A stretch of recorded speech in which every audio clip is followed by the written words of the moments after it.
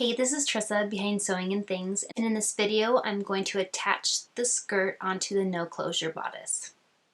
If you are sewing a button back, you want to make sure that the bottom of your bodice is basted with a 1-inch overlap, and it'll make it easier to attach your skirt. So if you haven't done that already, go ahead and baste the bottom of your bodice. Start off by grabbing both skirt pieces. You're going to pin and sew along the side seams. If you have a pocket, you'll be sewing along the side seam, around the pocket bag, and then down the rest of the skirt.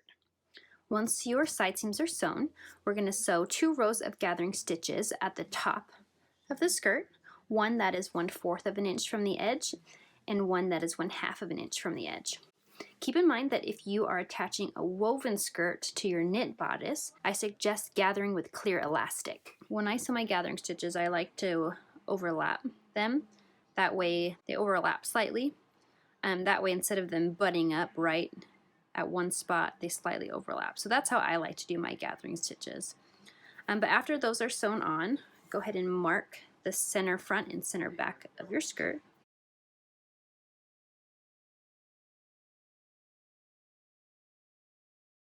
And grab your bodice and also find the center back and center front.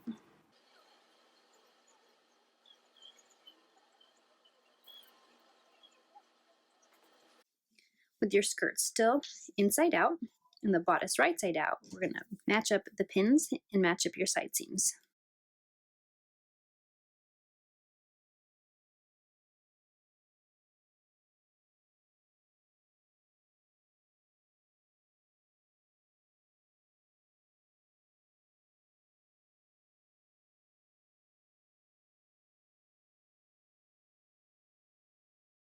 Now find your basting stitches. You're going to pull them until your skirt matches the bodice.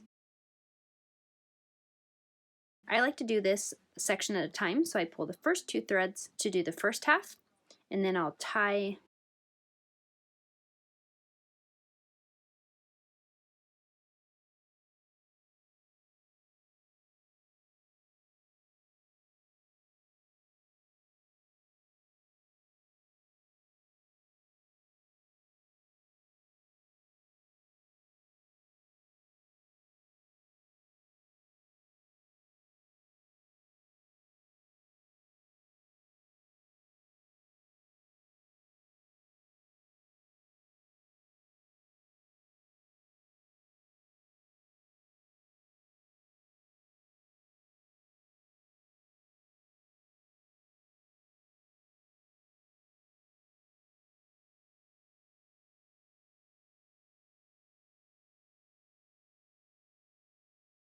up my threads, and then I'll do the second side.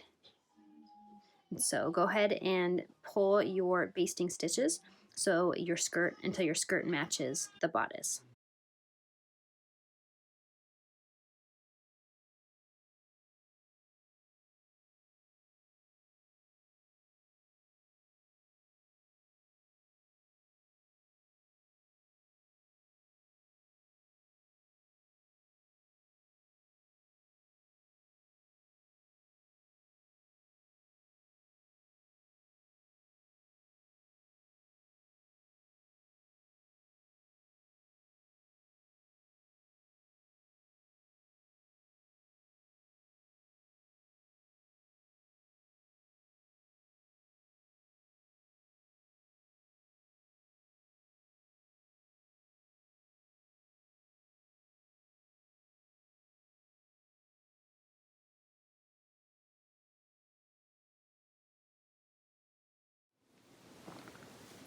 With that all gathered, now slightly move around your gathering stitches to make sure the gathers are even.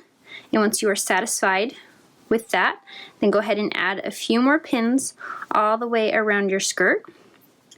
And then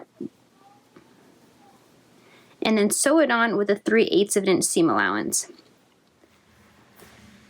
Once that's all sewn, it's time to remove the basting stitches. I find it's easiest to remove the basting stitches on the side that you pulled. So since I pulled from the wrong side, it's going to be easier for me to remove the basting stitches from the wrong side. So when I wrapped my thread, it got a little caught in my seam, which is fine. I'm just gonna trim those.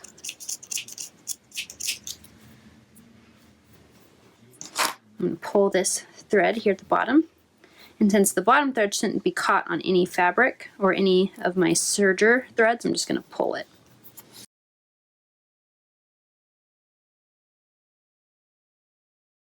You want to make sure the other side isn't caught. I'm going to clip the end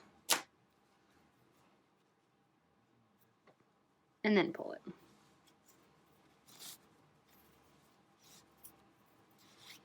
Should all come out. Go on your skirt side, and that thread should come right off.